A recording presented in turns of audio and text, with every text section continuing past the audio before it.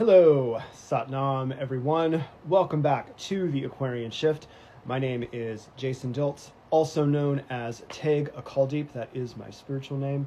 And we are here to talk today about the age of Aquarius and what it means to be alive at a time when a great cosmic shift occurs. And the topic today that we're going to be discussing is something I think is really important, which is just understanding a little bit of basics about like the body that we have and like what it is that this vessel we inhabit is all about. You know, there's this saying that kids don't come with instruction manuals, or like being a person doesn't come with an instruction manual. And while every individual has their own experience, and it's true that each individual, you know, there's no written manual for how to parent, how to raise, how to be with that person, there are actually a lot of tools available to us that teach us and that we can use as guidance for how to operate through life. One of those tools is the 10-body system in Kundalini Yoga, and that's what I am going to talk about today. So I think everyone is familiar with the idea of mind, body, soul. So you have a mind that your mental thoughts are processed through, you have a physical body that moves you through the world, and then you have a soul that connects you in some way to something else, and maybe you're atheist and that's not something that resonates with you, but generally you understand the concept, mind, body, soul. In Kundalini Yoga, that concept is kind of drawn out and it becomes more finite. So you have one physical body, that stays the same. You have 3 mental bodies, and then you have 6 energetic, subtle bodies. And I want to just talk about what each of those bodies are and the different aspects of them. So we're going to do that, and then we're going to do the very helpful Mercury Retrograde meditation that I taught the other night, mostly because I haven't done it yet, and also because I think everybody should be doing this. It'll really help as we navigate Mercury Retrograde. So in Kundalini Yoga, we say that we have 3 gunas, 5 tattvas, 7 chakras, and 10 bodies. And I will do another video talking about the gunas, the tattvas, and the chakras at a different time. Today, I felt like talking about the 10 bodies. So the first body that we all have is the soul body. And this represents your true self. This is the connection to the infinite. This is your soul. The qualities of the soul body, that's your creativity, that's your humility, that's your deep intuition. That's the connection of you to source, whatever your idea of source is. These bodies can either be balanced or they can be imbalanced. And most of us go through states where we have one body that's more in balance than others, and then we can do certain things to balance them. A lot of the kriyas that we do in Kundalini Yoga are specifically to help balance certain bodies. So a balanced soul state, you're going to be feeling authentic. You're going to be grounded to the earth, and you're going to feel guided by inner truth, and you're going to be very in tune with an inner knowing, and you're going to live your life in a very intentional way. When the soul body is imbalanced, there's going to be struggle with insecurity. You're going to feel disconnected from your purpose. You're not going to feel like you. And I think we've all had that experience when we're very disconnected from what our soul purpose is. We just don't feel like ourselves. That's an imbalance in the soul body. So soul body is number 1. The negative mind, my lifelong friend. That is the body. That is the second body. So the essence of the negative mind, it's a protective mechanism. It's assessing the potential damage. It's assessing the potential risk, and it's looking at the potential loss in any situation. Protective. That's its purpose. Its qualities. It's discerning. It's cautious, and it's about healthy boundaries.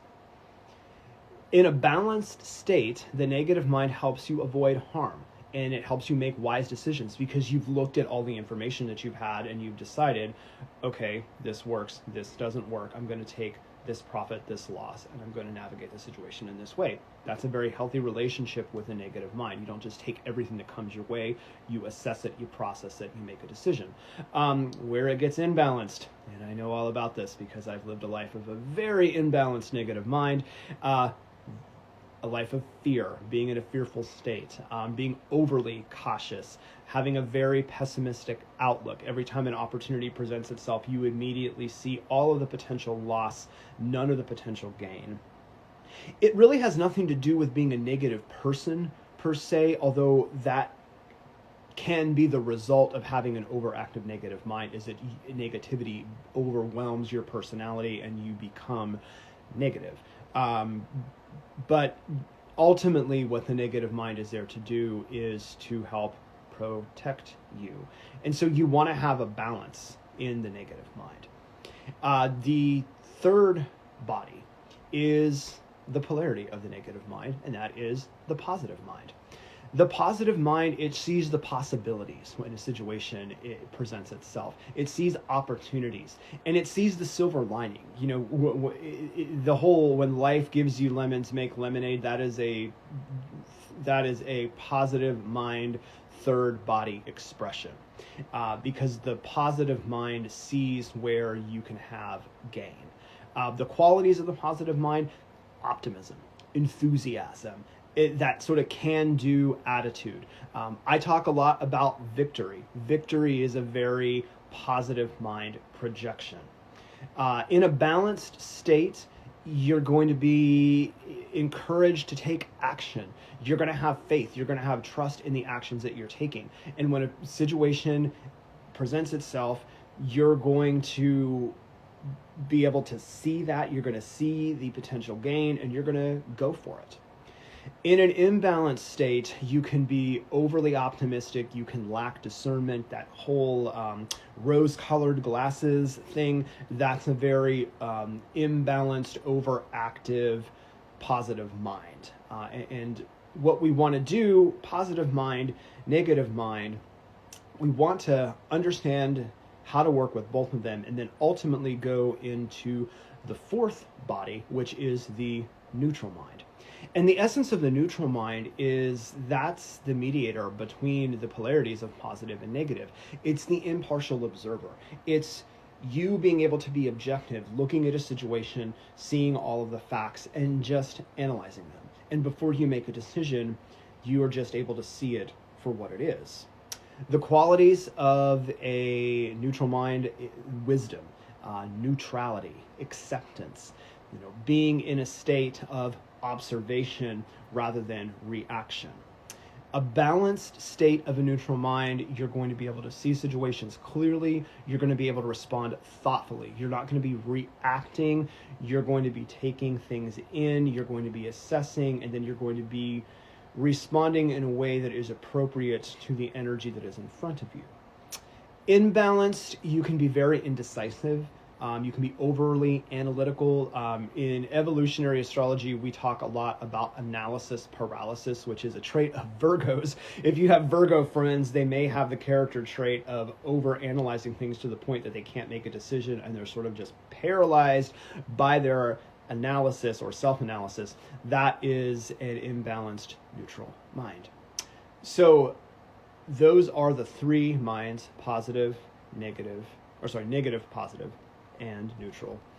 Then that leads us into the fifth body, which is the body that most of us are familiar with. It's you're looking at a physical fifth body right now. It's the fifth body is your physical body. You're looking at the fifth body right now by looking at me. You can look at yourself and see a fifth body. The essence of the fifth body is something that's tangible.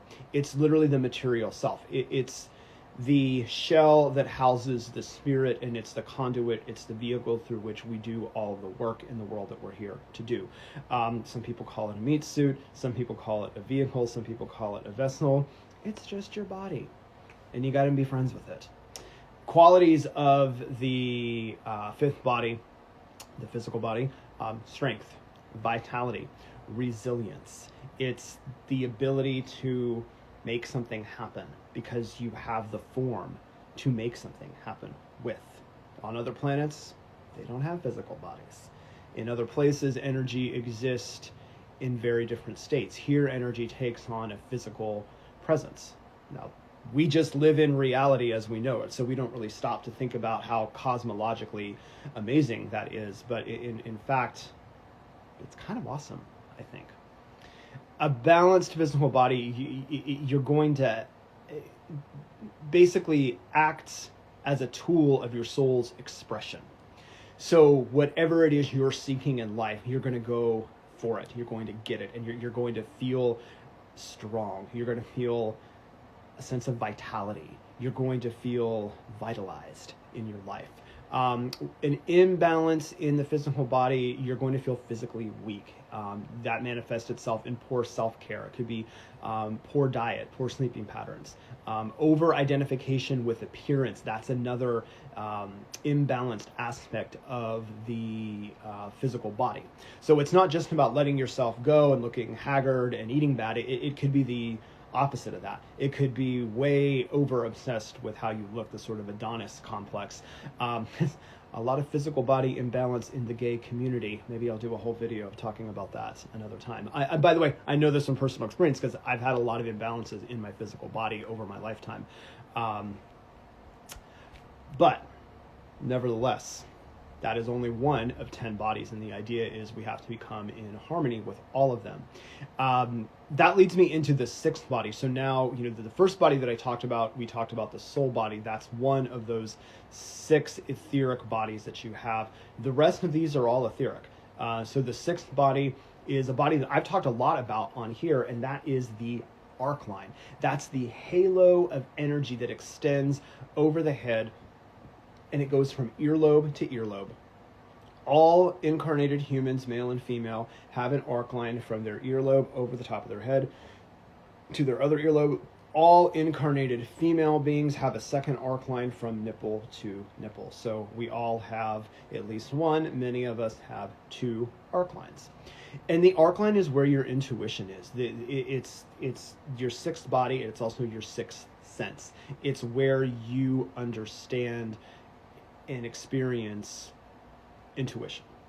So the qualities of the 6th body, it's protection, it's projection, and it's also integrity. In the 6th body, if you have a intuitive awareness, you can project and you can go after that which you want to attain. A balanced 6th body, you're going to have clear intentions. You're going to understand personal boundaries. When a situation presents itself, you're going to have just an internal understanding of what that situation is. And, it doesn't mean you're clairvoyant. It doesn't mean you see the future. It just means you have an understanding of, okay, this is good, this is bad, this is something I should lean into, this is something I should draw back from, or this is something I should explore.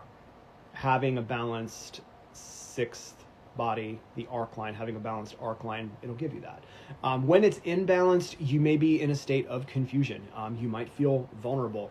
You might be subject to external influences. And I will say collectively right now, I think there's a lot of imbalance in the arc line. I think that as a whole, we have given our authority away to a broadcast network and to narratives that are being pumped to us. And that's because most of us have very weak arc lines. Most of us don't even understand the technology of an arc line. Therefore, when the media starts broadcasting a narrative to you, you're susceptible to it. You're subject to it. And you just start to pick those thoughts, that ideology, that whatever as your own. This is why we need to develop the arc line. This is why I've taught the meditation to clear the arc line, where you're doing this number while you're chanting Waheguru, Waheguru, Waheguru, Wahegio. I've done, and I do Gyan Chakra Kriya. I've done that on here a few times. Saptanam, Saptanam, Waheguru, Waheguru. I've been doing that I think actually for close to 1,800 days. I have a little counter on my phone. That has helped me tremendously in getting control of my own sovereignty and actually having command of my mind, so that the thoughts that I have are my own thoughts. And that's what I want all of you to experience, is an experience of your own original thoughts, because there's way too much capitulation and recapitulation of other people's thoughts and other people's projections. The aura. You've all heard of the aura, right? He has a great aura. That's your 7th body. The aura is an electromagnetic field that surrounds the body, and people can have different sizes of auras, different colors of auras. I believe the teaching is that everyone has an aura that can extend at least 9 feet in any direction. And oftentimes we weaken our presence by not working on our auras. And so when we walk into a room, our presence is not felt 9 feet all around us. It's felt in a much smaller way. The qualities of an aura, it's radiance, it's magnetism, and it's projection. You know someone has a strong aura when you don't know why, but you want to be in their presence. You're not exactly sure what the attraction is, but you're just attracted to them. And not necessarily in a sexual way. You just like their energy and you just want to be in their energetic field. That's a person with a strong aura. Celebrities, people who are famous, people who become well known either in entertainment and in acting, music, social media, they have strong auras. And auras can be broadcast, by the way. These are things we're learning now that we're in the age of Aquarius. Walking into a room, you can sense the aura in the 3D, but an aura can also be projected out onto social media. People that have big social media followings, they have big auras. I've never met Joe Rogan. I suspect he has a strong aura. He's the most popular podcaster. He is. He's the most popular podcast currently. That's a strong aura. That's a strong projection. In a balanced state, charisma. You're going to be very charismatic. You're going to naturally repel negative energy. So when someone has a negative platform and they project it at you, it's just going to sort of bounce and deflect. That's someone with a balanced aura. An imbalanced aura, you're going to feel drained. You're not going to have a lot of energy. You're going to lack confidence, and you're just not going to have that oomph to go and get the thing that you want. So we want to have balanced auras because they bring us all of the things in our life that we want to receive. The 8th body, and this is a body that it will help you receive all that you need, and it will energize all of these other bodies, and that's the pranic body. Now, prana is a yogic term that means breath. Breath is essential to life. You're breathing every day. You're having an experience of your pranic body every day, whether you are consciously aware of it or not. The essence of the pranic body is this is the life force energy that governs your existence. There's a teaching in yoga that when we separated from the source, we did so rather hesitantly because it was so good and it felt so good to be part of source. But in doing so, we were told that we would only have to be away for a short amount of time. And we call that the pranic contract. So when you take an incarnation, you've signed up to only have to take so many breaths over the course of a life. And then you'll take your last breath and you'll return to source.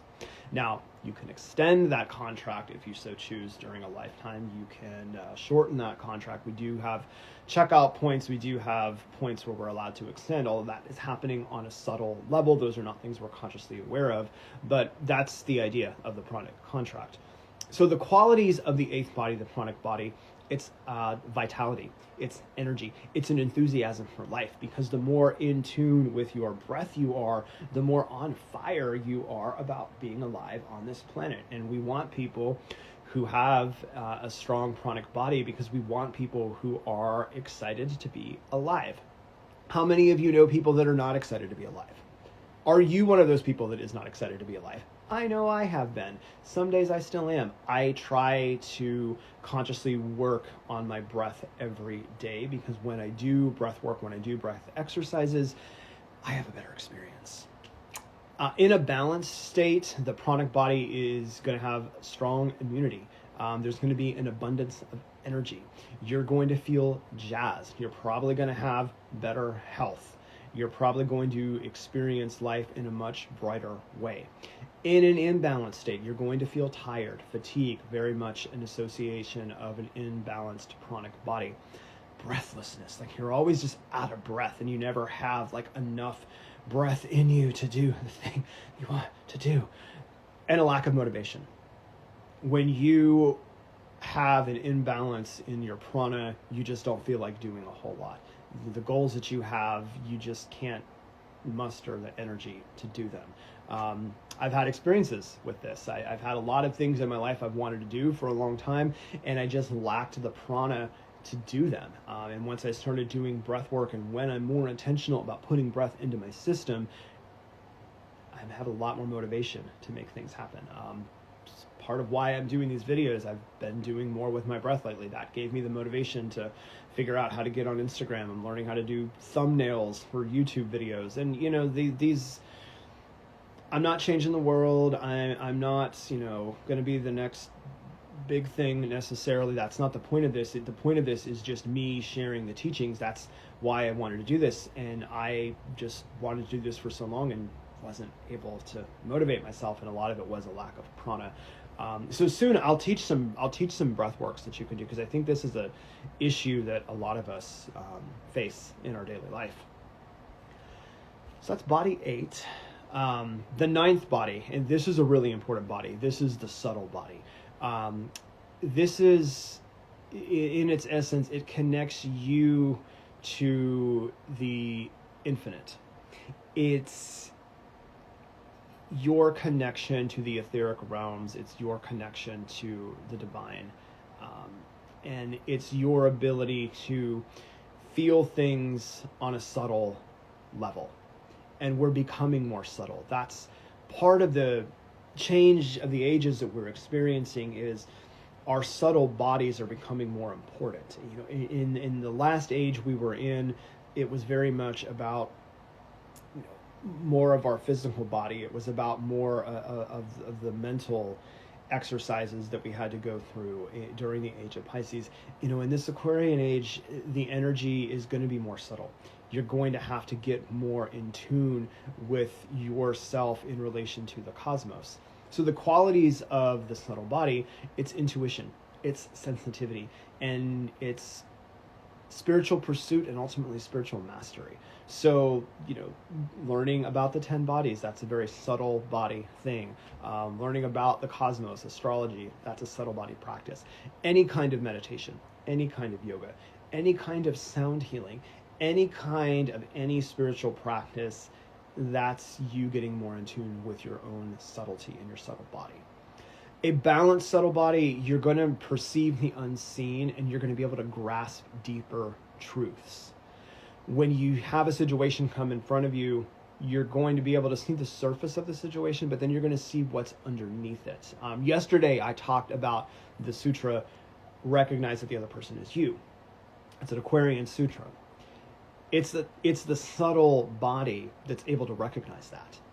Because the person who's in front of you that's agitating you, that's challenging you, underneath that is the truth of why they're presenting themselves like that. And when you have a strong subtle body, you're able to see that. And then you're able to navigate that situation a lot differently. When you have an imbalanced subtle body, it's going to be difficult to understand the deeper lessons. It's going to be difficult to recognize that that other person is you, because you're going to see that other person as being fundamentally separate from you. That's an imbalanced subtle body. This, I think, is one of the most important bodies that we have. And we have the teaching that, you know, when you die, you drop the physical body. We all understand that. But you also drop 7 other bodies along with it. You only take 2 of these bodies with you. One of them is the soul. You know, we all have that understanding and that concept that when you die, your soul goes to wherever it goes. But you also take the subtle body. And in taking the subtle body, what you're taking with you is all of the work that you've done on yourself, all of the ways that you have improved yourself over a lifetime. That goes with you. That growth goes with you. All of that is stored in your subtle body. So every mantra you chant, every meditation you do, every time you work on yourself, every time you become a little bit better version of you, you're enhancing your subtle body. And all of that goes with you. When you take that last breath, that is not for naught. That is eternal. And all of that work, all of that spiritual work that you do, it carries with you into the next iteration of experience that you're going to have. So that's body number 9. It's a pretty important one. You're taking it with you when you leave. And then there's the radiant body. And this is a really important body that will really just augment your incarnation. So the essence of it, it's projected power and its spiritual presence. It's celebrities. Any celebrity has a strong radiant body, at least during the moments that they're at the height of their fame. It's when a person walks into a room and you can literally feel their presence radiating. That's somebody who has a strong radiant body. I've never met Beyonce, but I have a feeling she has a strong radiant body. Alicia Keys, I believe, has a very strong radiant body.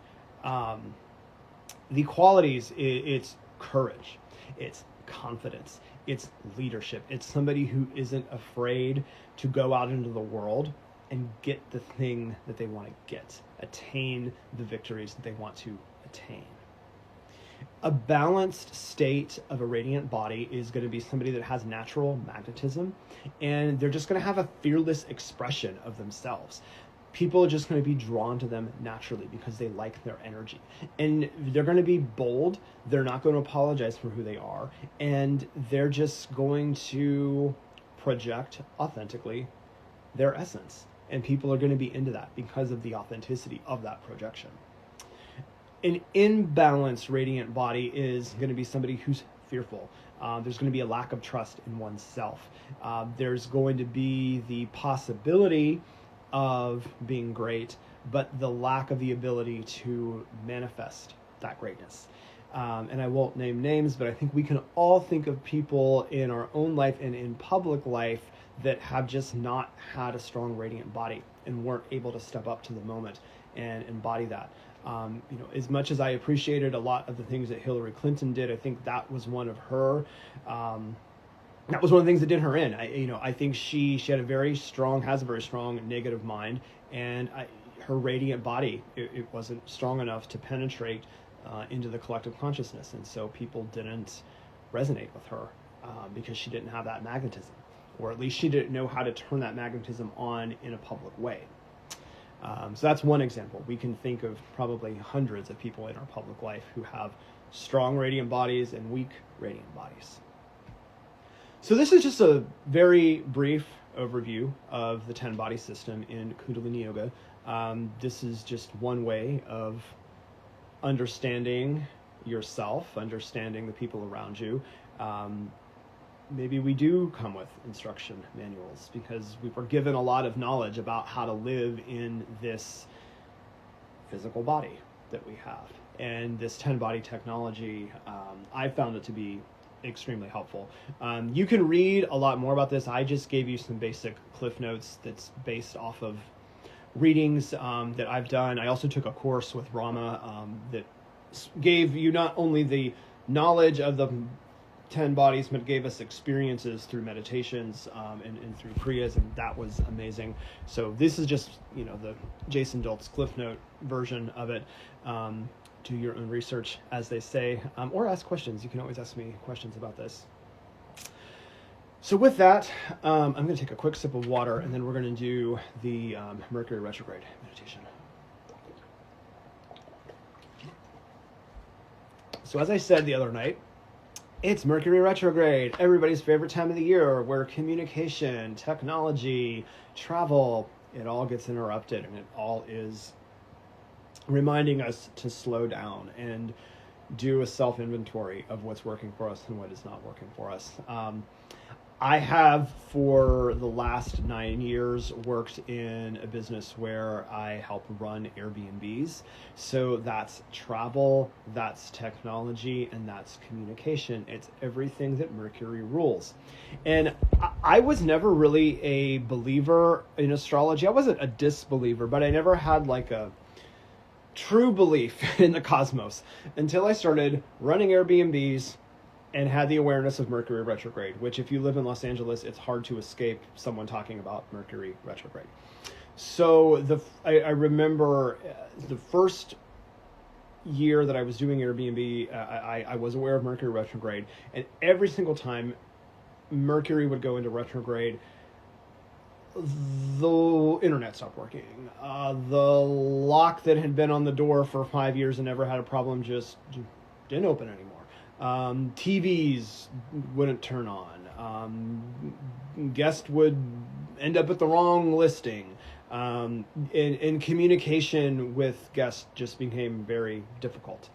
And I've had 9 years Mercury retrograde experiences, and I have some friends and fellow colleagues who watch me on here, and they're having Mercury retrograde experiences right along with it. So my heart goes out to all of my Airbnb hosts. But you don't have to be an Airbnb host to have an experience of Mercury retrograde, because in the 21st century, in this age of Aquarius, we are all traveling somewhere, whether it is short distance or long distance. We are all working with technology on a daily basis, and we are all communicating. So when Mercury is in retrograde, those things just become a little more challenging for us. It is a really good time to revisit projects. It is a really good time to do a self-analysis and just sort of like reprioritize the areas of your life that you want to be putting energy toward. And it's a good time to have a tool in your back pocket to help deal with the energies, because see, what I believe and what we're taught in this practice is that while the planets are moving and their energies do have an effect on us, we ourselves can move time and space, and we ourselves have the ability to have an effect on our own reality. So we can use that energy, harness it, and manifest it in a positive way for ourself. And that's what this meditation that we're going to do does. So let's tune in very quickly. The 5 words that we chant when we tune into Kundalini Yoga are Om Namo Guru Dev Namo. Go ahead and take your hands and put them at the heart center. Take a deep inhale. Hold the breath. And exhale. Om Namo, bowing to the great creative force. Gurudev Namo, bowing to the high teachers that brought us this technology, the highest teacher, of course, being yourself. Inhale to begin. Om Namo Gurudev Namo.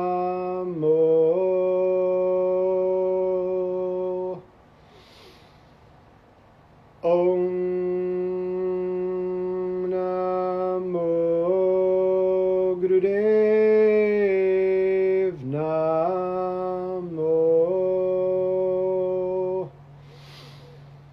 Om Namo Gurudev Namo. Inhale. And exhale. All right, so go ahead and take your hands, and you want to get in Gyan Mudra. So that is the pointer finger, Jupiter finger, touching the index finger. And then you're going to take the Mercury finger, this little pinky finger, and you're going to move it to the center of the hands. And just get it as close to the center as you can. The other 2 fingers, it doesn't matter what you do with them. They can just kind of be resting. This is the meditation to help you with brain fatigue. And it's said that if it hurts, that means you're breaking negative communication patterns with yourself. So while not specifically a Mercury retrograde meditation, it works with the Mercury finger, which is communication. And anytime you have a meditation that deals with the Mercury finger, you are working on your own communication. So we are going to chant the mantra Sa Re Sa Sa while we do this, and we'll go for 3 minutes. And eyes are closed. So, sa, re, sa, sa, sa, re, sa, sa, sa, re, ha.